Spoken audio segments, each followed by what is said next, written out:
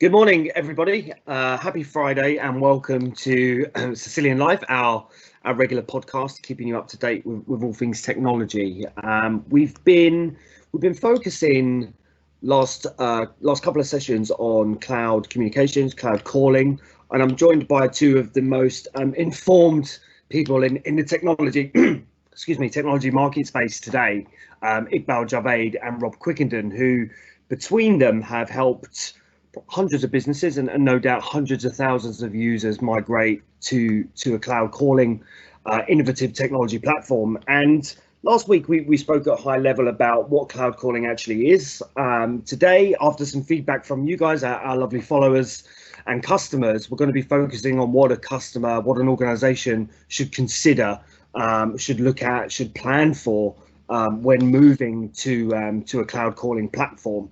Ever since I think 1887, chaps, keep me honest, Alexander Graham Bell proved the ability to transmit sound over electricity in Massachusetts. New features have been added, new innovations, new changes. And what I feel is that cloud and communications technology today is the most innovative, is the most advanced, and is the most beneficial in terms of driving businesses and humanity in general really forward. And Iqbal, starting with you, my friend, looking at this next wave of cloud calling opportunities, what are the main considerations? What should people put on a pedestal when they're planning to move away from traditional telephony into the cloud? Hey, thanks. I think it's really important that the first thing that you address and understand is where your business is at today, what your requirements are, what are the needs of your users. Once you fully understand that, and that's not just looking at the current systems, because depending on what the current systems are, they could be way out of date in terms of what services they're delivering. We still get customers coming to us asking for some obscure features which were built in the late 90s or even the early 2000s, where actually that's not the way users want to work anymore. They don't want to be dialing prefixes between sites to be able to contact somebody across across a different country, and those types of things are still there today. I'm still working with customers who are working in that way. So look at the current systems, but actually more importantly, try and understand what the business needs are, what types of users you guys have. We've talked a lot about user personas and understanding that, but that exercise doesn't need to be too comprehensive or too complicated. Try and consolidate that as much as possible, and try and understand the way you guys want to operate, and also look at the wider collaboration needs. Certainly, we'll talk about this in more detail shortly, but that's definitely a crucial part of where you're going with cloud calling. So I think once you've understood that and you know what requirements you have, then look at your current system, see what you can do with that, because there's an investment made there. Investment's been made with the system, with endpoints, all of those things. And if you recognize actually there's a big gap between what your users' needs are, your business needs, and the current system, then you're ready to make that move, and then you start looking at and evaluating the providers out there. Whilst we've been talking about cloud calling as if it's a new thing, it's been around a while. There's lots of vendors in this space. We touched on this last week.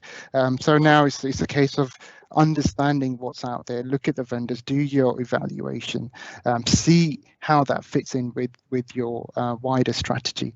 And then I think once you've done that evaluation, you're then ready to take it to the next step. And I guess I'll pass over to you, Rob, shortly. I know you've been doing some research. You've been speaking to a customer about what are the key things that they consider to be important for them when it comes to transitioning to the cloud.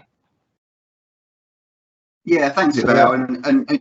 And you raised a couple of really good points there around, and I think we touched on this last week about cloud calling not being new, and therefore, why suddenly is everybody talking about it? And I think, we've seen, as Craige mentioned, a real aggressive migration paths for customers now moving to cloud calling.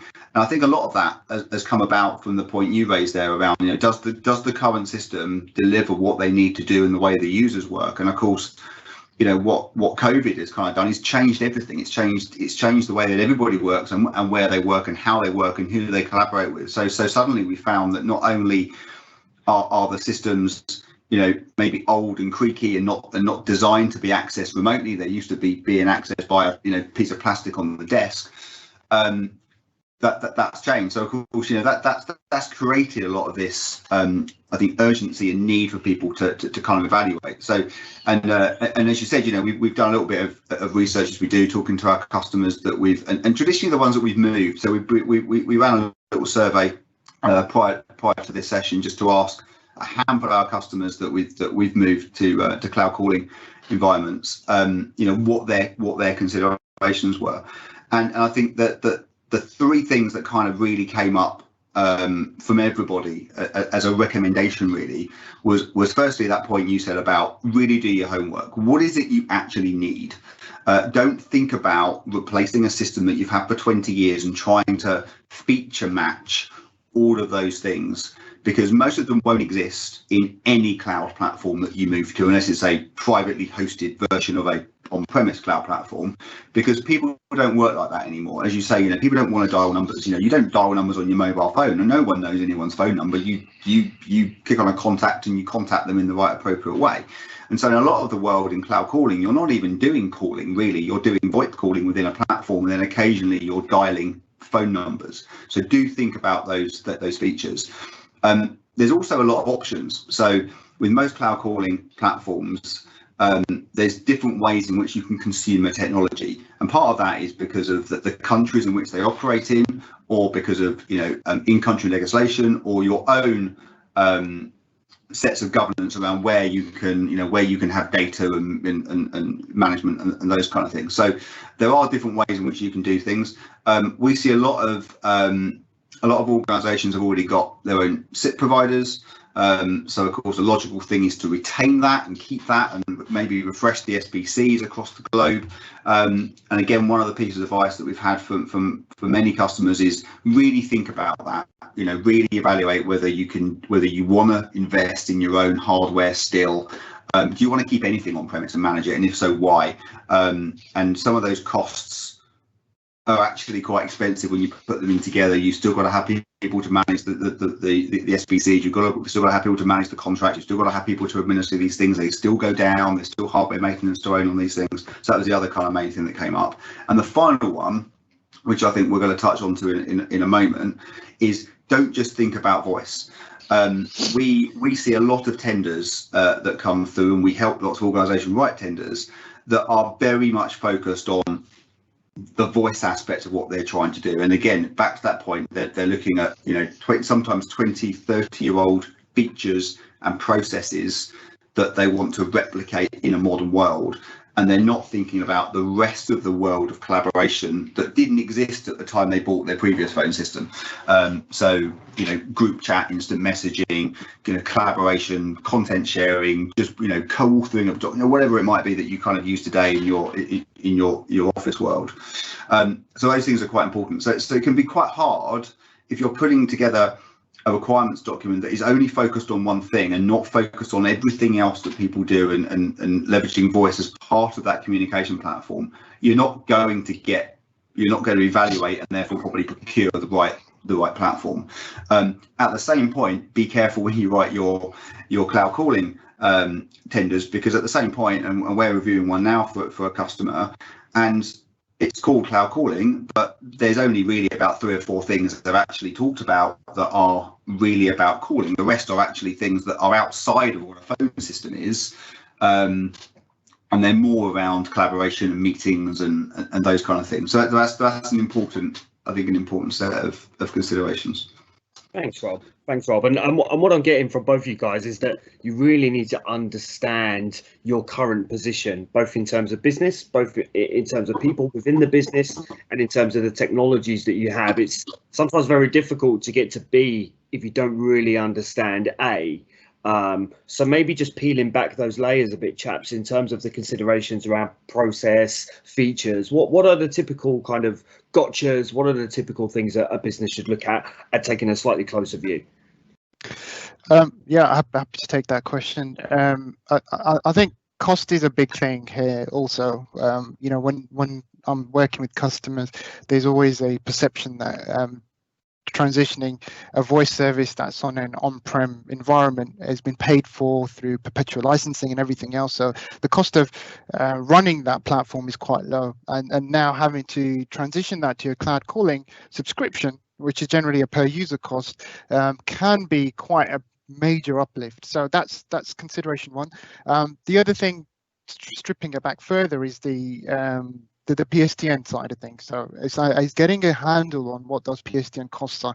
I'm actually working with a customer now where they have global sites across every region, and they have a combination of SIP, ISDN, some legacy, and they've really not been able to understand what the overall cost of running that is. And we provide a service, I think we've talked about this, called Tariff Match, where as long as you can provide us kind of the raw data, the CDRs across all your different sites, we will do an independent analysis. So the company that we use is an independent analysis of what those costs are, give you a report on that, versus what the cost will be if they were going to, say, Microsoft calling plans, or let's say going via one of the telcos that we partner with, the likes of Tata, Gamma, combination of whoever, to really build a strategy around what the PSTN side of cloud calling is it needs to be. And I think that's the one thing that gets missed sometimes, or perhaps isn't considered, is it tends to be the last thing that needs to be done. As Rob, you mentioned, many of the customers have their own SIP providers that they may want to stick with, but actually you've got to ask yourself, why do you want to stick with that provider? Ultimately, you need somebody who can deliver those services across all of your sites, you know, with resilience, for inbound, outbound dialing. So that's one thing I think in terms of cost is definitely a major thing. And then you know, once you've done the evaluation, you're happy with the costs, it's making sure feature parity is there in terms of where you're going from where you are today to where you're moving to, and making sure you're kind of closing that gap off as well. And that's again another thing that we're helping customers make that transition. And actually, maybe making that transition day one isn't the right thing. Maybe there needs to be a period of integration, where you want to integrate what's been invested in because of certain services or features that are being delivered on the old system. But actually, most of your back office, for instance, could potentially move over to a cloud calling. So it's making sure that we and customers understand what that transition looks like, and whether it needs to be integrated or whether it can be migrated across. And then the final thing that I'll touch on is POCs and pilots and things like that, the importance of that. I'm speaking to a customer right now who have actually gone and done their own POCs, and they've not been able to actually tell us whether those POCs have been successful, because what's happened is they've done these POCs and pilots amongst IT. Nobody else has that exposure, so they've not been able to get key stakeholders or key users involved in that POC to be able to go back to the business and say, we've run this POC and it's been a successful POC because of X, Y, and Z.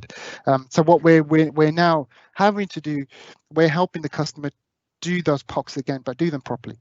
This time, let's make sure we identify success criteria so that we can tick those things off. When we get to a point where, we've finished the POC, we've evaluated it, we're now ready to potentially move that POC into a production environment because we've ticked off all of those success criteria and we've got the right people involved as well. So yeah, that's kind of my thinking. Rob, have you any other thoughts on that? I think probably just to build on what you've said there, really, I think, one of the things that happens a lot, and it's not to say I'm not discouraging anybody to not go and do their own proof of concepts and pilots, of course, but do make sure you treat, a POC and a pilot very differently. And I think, these are still terms today that get used in as the same thing. And to me, they are very, very different. A POC is absolutely what you would do around, almost non-production or a very small isolated group. So maybe it's IT, maybe it is about functional requirements gathering, maybe it is about having a look to see what it does. Whereas a pilot should be your intent to how is that going to work live within the environment with all the features that you think you need, have evaluated that you need through the pilot that you can deploy, and do it properly. You know, give it a project manager, give it a success manager, make sure you train and adopt users, all the things that you would do on a wide deployment, because that success criteria is really, really key. And a phone system isn't something that those of you that have got phone system that you've had for 15 or 20 years, you don't do phone system upgrades every couple of years. Although it's a lot easier to do that now, of course, with cloud. Generally speaking, you put a platform in. So make sure it works. Make sure you evaluate all of those things. And in fact, this relates very well to a question that's just coming from the audience, actually, which is something that we see a lot. Is I think it's an anonymous question, but it says, so I'm already using Microsoft Teams. Should I prioritize extending this or looking at other vendors? And of course, this is something that we see a lot. You know, we help organizations move to Microsoft Teams, working Microsoft Teams, extend Microsoft Teams very, very heavily. And one of the things that always comes up is, well, we've got this vendor or this vendor. Or at the moment, they've got some integration we can do. Can we integrate it into Teams? What would that look like? We can put a little web wrapper. How do we do those things? And Iqbal, I know you see this, and the team that you run, this is their day job. So what would your advice be from your pre-sales team? I think, for you as a customer have decided to take the path of Microsoft Teams and your users are living within that platform, then surely it makes sense to explore and understand whether that can deliver what you need from a voice perspective. Can the phone system capability within Teams deliver against what your requirements are? So I wouldn't, that's certainly the first place to start. And if it doesn't, and there isn't a reason why that's not fit for purpose, then you can start looking at other platforms to see whether they can deliver. We know that the likes of Cisco WebEx, calling, Ring Central 8x8, they kind of play on this point where they will talk about Microsoft Teams perhaps not being as feature rich from a cloud PBX perspective today. I know pretty much most of the things are being addressed if they haven't been addressed already. But there are some niche needs out there. There's still the need for people requiring complex call recording, contact center integrations, potentially even complex IVRs that can sit behind so some of those requirements, and cost, as I mentioned, cost could be another one. Maybe the cost for uplifting an E3 to a phone system add-on or potentially E5 could be a cost too far, and there are more competitive offers out there. Now that may not deliver the best user experience, and I think that's the next important thing here, is to understand if you are going to split your cloud calling away from your collaboration platform, what is that user experience going to look like? And I think that's totally crucial, and it's important you understand it. It's important you trial it properly. If it comes down to cost and features, which is the reason why you're moving away, then let's ensure that we integrate properly. Let's make sure that the experience that you deliver for users is natural. Users know that whilst they're having a conversation over Teams, they can extend that to a call. Without having to think about, right, I'm going to switch apps now and I'm going to make a call to this person that I'm speaking to. That's not a natural experience. How can we deliver that through Microsoft Teams? And these are the things that we're doing. If we've identified that there is a need to integrate a cloud calling provider like WebEx calling in with Microsoft Teams, we can make that happen with things like cross-launch, with things like direct routing integration between Microsoft Teams and WebEx calling to be able to deliver that. And then there's obviously the point around investment in endpoints. Maybe the endpoints that you have aren't compatible with Microsoft Teams, and they are compatible with another cloud calling provider. That seems to be another key reason for those that are hung up on wanting to keep that handset on the desk for whatever reason. We're seeing less of it, to be fair, but you can't ignore that investment. So there's a load of things to consider. It's never as simple as saying, do you know what, you've decided on Microsoft Teams, just use that for phone system, regardless of the cost. Because in reality, when you start stacking up those costs around licensing and endpoints and everything else, that cost can quickly get out of hand. So that's my thoughts. I don't know, Craig, if you'd like to add anything to that. Yeah, I mean, we're talking almost about the second phase. The first phase is normally a business deciding that they're going to transform their voice infrastructure, which is most of the time top down, right? C-level down. I can't stress enough that for the C-levels on the C-suite on the call, have a really, really clearly defined vision. Don't get bogged down in detail. And conversely, people in the infrastructure and the voice teams don't get too focused on what the technology is, because the vision overrides it. And as long as that vision encompasses business processes that we have today and that might change, personas that we have today and could change, and business outcomes, then you run the right path. And I think that's really, really crucial as well. When you think about proof of concepts and the time it takes, always make sure that there's that senior stakeholder sponsorship. And I was actually going to ask you guys, because you're closer to the field than I am when it comes to these discovery phases. What other departments, IT is a given, contact center is a given, and the voice team and the C-suite are givens. What other departments are helping businesses make successful migrations? Rob, I'll throw that one at you, my friend. Yeah, and I think it almost regardless of what the technology transformation project is, the answer's the same. It's as many stakeholders from the business as you can get, because everybody uses a phone system generally. I mean, there'll be some sectors where you'd say people don't. So retail frontline workers potentially don't use phone systems. But if you look at a traditional desk-based organisation, they use a phone every day, or they use phone features every day. So therefore, they have got a view, and they probably use the system and have got a better understanding of what works and what doesn't work and what the annoyances are than IT, because they are the users. And I think if we look at any project now, you look at CRM platform migrations. Generally, you're not asking IT around those things. You're asking the people at the forefront. I know, Craig, we're going through a CRM project at the moment. And IT have barely got any involvement in it, because it's all being driven by what the business needs, what finance needs, what purchasing needs, what sales needs, marketing need. So I think as many people as possible.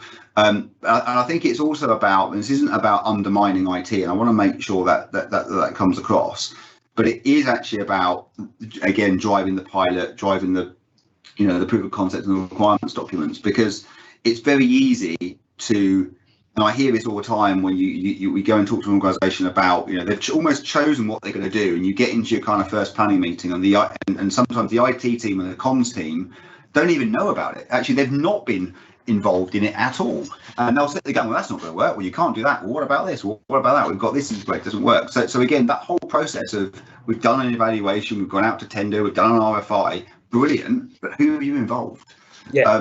So do involve IT, because they know your systems probably better than anybody, but also challenge IT, because they'll also know the systems that they've got today. And if you're looking at changing or looking at integrating to something else, it's really key that you get that. And I think that's probably part of the role that we can play, right? So, this is what we do. We can help evaluate those technologies. We can help you put together requirements documents. We can help you determine what your real requirements are versus nice to haves and optional things that that are quite nice. And we can help you run those proof of concepts and pilots. And we can we can do the success criteria. We can work with your business. We can challenge the users. We can really ask them if they haven't used the functions. We can ask them if there's new things that the cloud platform you're looking at is going to deliver. We want to make sure people are actually using those things and not still trying to find a way to do what they did the old way and seeing that as a feature gap. So I think it's a really important point, Craig.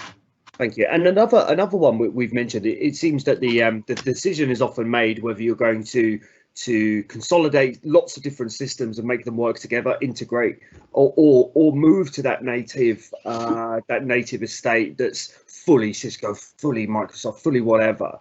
For many years, everyone's talked about the Gartner Magic Quadrants, how important it is to have different vendors within both your estate and your partnership channel. But moving on from just vendor partnerships and badges and tick boxes on the website, how important, two-sided question, how important is it having a partner who has the skills, not just the accreditation, but the skills not only cross vendor but cross technology, right? So voice is collaboration, it's contact center, it's phones, it's all of those things. It touches, I mean, Apple, Cisco, Microsoft, just on this call this morning. How, honestly, guys, how important is it? I put a lot of passion and energy into telling customers that it's important to work with Cisilion because of our heritage. From a technology side, Iqbal, what do you think about the importance of that? I think it's a great point there. It may seem as if we're trying to sell, what Cisilion have to offer, but I think regardless of what partner you go with, I think evaluating a partner for this purpose is essential, and understanding, it's all well and good then the partners having the accreditations to be able to deliver those solutions, but actually what key things that I think a partner needs to do is really be able to understand your needs, your business, your requirements fully, understand the current systems that you have in place to see how you can potentially make the most of what you currently have already. So, not have a partner who's looking to sell you something for the sake of making you sell, because having a partner who has the skills across different vendors, different technologies, can help bring and integrate those things together if necessary. And then, planning things properly, working with a partner that can genuinely help you plan a whole transition from where you are and where you want to get to. Also have a partner who's willing to work with you on a strategic level. It's all well and good enabling a service and then just handing it over and then just letting you get on with it is fine. But I think where our customers see us playing a key role is where we can help form a strategy, a longer term strategy. So not just looking at enabling services day one, but what does this look like in 12 months, in 3 years, in 5 years?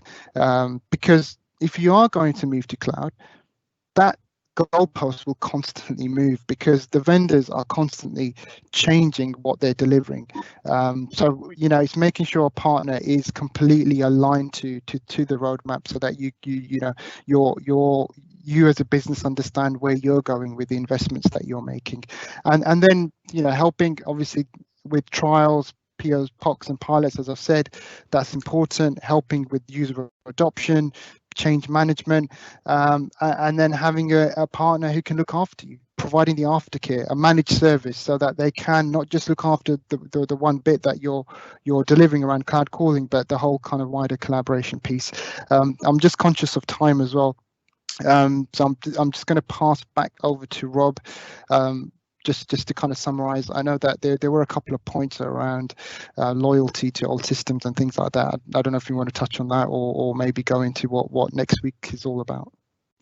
Yeah, thank you, Iqbal. And you're right. I think that was we've touched on that a little bit, I think, anyway today. But it comes back to that kind of what are the requirements, and and it's very important to try and make the requirements almost agnostic and not attached to any loyalty that might already exist in the platform. So that's why it's important to involve the rest of the business. What does the business need for a platform? What doesn't it deliver today? What are the things that are important? And that's what you want the business to tell you. IT and the wider leadership team may have an idea. They may know they're going down a particular route. They might have just invested in upgrading all their Microsoft EA, for example, and know they're going to go Teams, but it's still important to make sure you gather those requirements and you make sure it's not about loyalty or product, so you can evaluate properly. So I think we did touch that, but it's a good point. So listen, thank you everybody. I think hopefully we've covered this has been a useful session, and we've covered some interesting points for you to go away and think about. If any of you need any help in what to pull together, what does a requirement document for cloud calling look like, what should I consider, then please do reach out. We're happy to help. We're going to continue the theme of cloud calling. We've got another couple of these planned over the next couple of weeks, but we're going to take a little break next week because next week Microsoft are running their global worldwide partner conference, which is called Inspire. This is usually held in Las Vegas, so I'm usually packing a bag right now and thinking about heading over to the hot entertainment desert of the world. However, this is now a remote session, as you can imagine. So we're going to run a session next week just to highlight a little bit like we did with the Cisco Live event a couple of weeks back, and just highlight the key things that Microsoft have announced that will be coming to our customers soon. Of course, we can't cover anything that's under NDA. There will be some NDA sessions, I think, but the Inspire conference is really where Microsoft announce all their strategic initiatives for the year. That includes things like funding initiatives, which will affect many of you. I'm sure many of you have been in receipt of funding for helping to drive innovation and funding pots. We're expecting some big announcements around voice. In fact, there were a couple yesterday. If you've seen our blogs, you'll see that Microsoft made some changes yesterday to cloud calling, in particular around the reductions in license prices and the things that are included. So if you haven't seen that, we'll reshare that blog with you. So that's next week. We're going to be joined by our Microsoft Partner Development Manager, Owen. And yeah, should be another good session. So I hope you'll join us. Thank you for joining us again. Thank you to our loyal followers, and have a good weekend. Cheers.